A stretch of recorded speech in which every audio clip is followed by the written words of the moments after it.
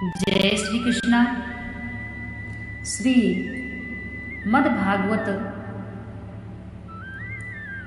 गीता के माध्यम से आज हम द्रौपदी की कथा सुनाएंगे। पांडव वन में रहकर अपने दुख के दिन काट रहे थे, परंतु दुर्योधन की खलमंडली अपनी दुष्टता के कारण उनके विनाश की बात सोच रही थी। दुर्योधन ने एक बार दुर्वासा मुनि को प्रसन्न करके उनसे यह वर मांगा कि हमारे धर्मात्मा बड़े भाई महात्मा युधिष्ठिर अपने भाइयों सहित वन में रहते हैं। एक दिन आप अपने 10,000 शिष्यों सहित उनके यहाँ भी जाकर अतिथि होइए, परंतु इतनी प्रार्थना है कि वहाँ सब लोगों के भोजन कर चुकने पर जब यशस्विनी द्रौपदी खा पीकर सुख से आराम कर रही हो उसी समय जाइएगा। दुर्योधन ने दुष्ट मंडली की सलाह से यह सोचा कि द्रौपदी के खा चुकने पर उस दिन के लिए सूर्य के दिए हुए पात्र से अन्न मिलेगा नहीं। इससे कोपन स्वभाव दुर्वासा पांडवों को शाप देकर भस्म कर डालेंगे और इस प्रकार सहज ही अपना काम सध जाएगा। सरल हृदय दुर्वासा दुर्योधन की इस कपट को नहीं समझे, इसलिए वे उसकी बात मानकर पांडवों के यहाँ काम्यक वन में जा पहुंचे।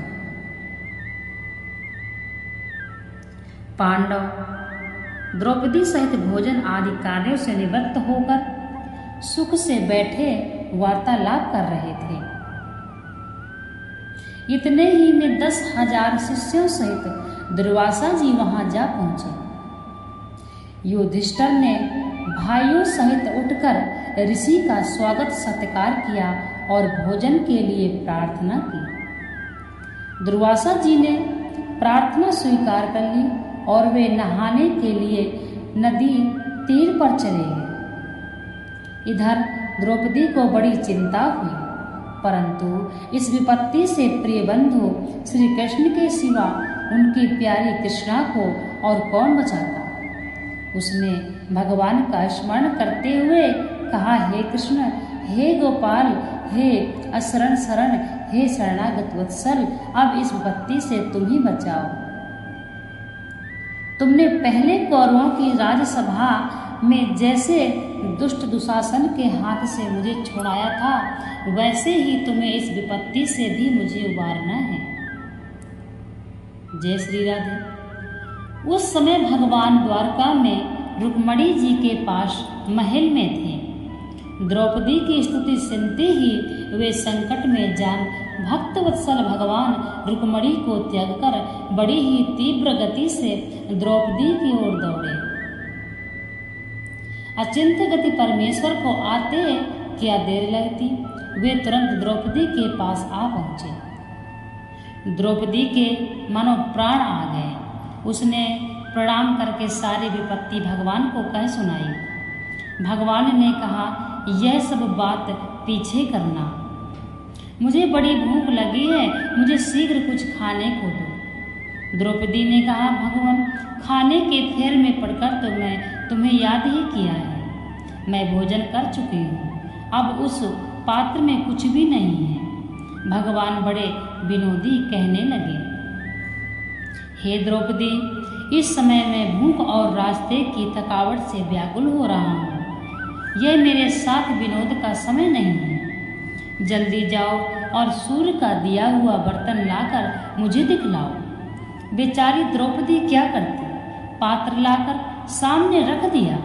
भगवान ने तीक्ष्ण दृष्टि से देखा और एक साग का पत्ता ढूंढ निकाला। भगवान बोले, तुम कह रही थी ना कि कुछ भी नहीं है, इस पत्ते से तो त्रिभुवन तृप्त हो जाएगा। यज्ञ भोक्ता भगवान ने पत्ता उठाया और मुंह में डालकर कहा, इस पत्ते से सारे विश्व के आत्मा यज्ञ भोक्ता भगवान तृप्त हो जाए। साथ ही सहदेव से कहा कि जाओ ऋषियों को भोजन के लिए बुला लाओ। उधर नदी तट पर दूसरा ही गुल खिल रहा था। संध्या करते करते ही ऋषियों के पेट फूल गए और डकारें आने लगी थी। शिष्यों ने दुर्वासा से कहा, महाराज हमारा तो गले तक पेट भर गया है, वहां जाकर हम खाएंगे क्या? दुर्वासा जी भी यही दशा थी। वे बोले, भैया भागो यहाँ से जल्दी, ये पांडव बड़े ही धर्मात्मा विद्वान और सदाचारी हैं तथा भगवान श्री कृष्ण के अनन्य भक्त हैं। वे चाहें तो हमें वैसे ही भस्म कर सकते हैं जैसे रुई के ढेर को आग। मैं अभी अम्बरीश वाली घटना भूला नहीं। श्री कृष्ण के शरणागतों से मुझे बड़ा भारी डर लगता है। दुर्वासा के ऐसे वचन सुन शिष्य मंडली यत्र तत्र भाग गई। सहदेव को कहीं कोई ना मिला। अब भगवान ने पांडवों से और द्रौपदी से कहा, लो अब तो मुझे द्वारका जाने दो। तुम लोग धर्मात्मा हो, जो कोई निरंतर धर्म करने वाले हैं, मैं उन्हें कभी दुख नहीं होने देता। इस प्रकार से श्री कृष्ण ने द्रौपदी और पांडवों की लाज बचाई। जो व्यक्ति भगवान पर संपूर्ण भरोसा रखता है तथा ईश्वर पर संदेह नहीं करता, अपने आराध्य का भेद नहीं करता है, वह कभी हारता नहीं है। भगवान श्री कृष्ण ऐसे ही हैं। भक्त वत्सल भगवान अपने भक्त की हर जगह और हर क्षेत्र में रक्षा करते हैं।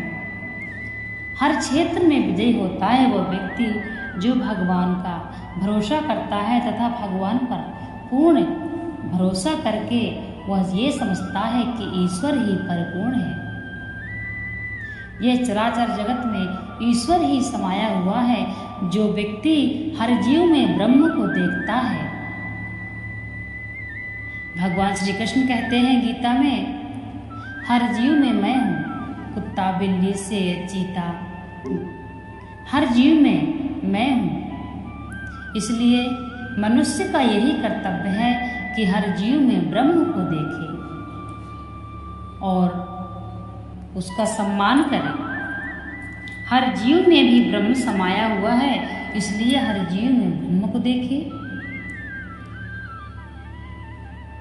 मार काट हिंसा यह बंद करें। भगवान श्री कृष्ण कहते हैं, सबसे बड़ा पुण्य है किसी जीव की रक्षा करना, किसी को सुख पहुंचाना, तथा सबसे बड़ा पाप है किसी को मारना तथा किसी को दुख पहुंचाना। श्रीमद् भागवत गीता में बताया गया है, सेवा करने वाले हाथ मंत्र बोलने वाले होठों से ज्यादा पवित्र होते हैं। इसलिए सभी व्यक्तियों को हर जीव की रक्षा करनी चाहिए। एक प्राणी मात्र ही ऐसा है जो भगवान ने इंसान को बुद्धि दिया है, विवेक दिया है, सामर्थ्य दिया है। इसीलिए मनुष्य अपना कर्तव्य कभी न भूले। किस बात पर मनुष्य को घमंड होना चाहिए? भगवान श्री कृष्ण कहते हैं, हे अर्जुन, ऐसे ही मैंने कितने बनाए और कितने मिटा दिए। इसलिए जो मनुष्य घमंड करते हैं अपनी किसी वस्तु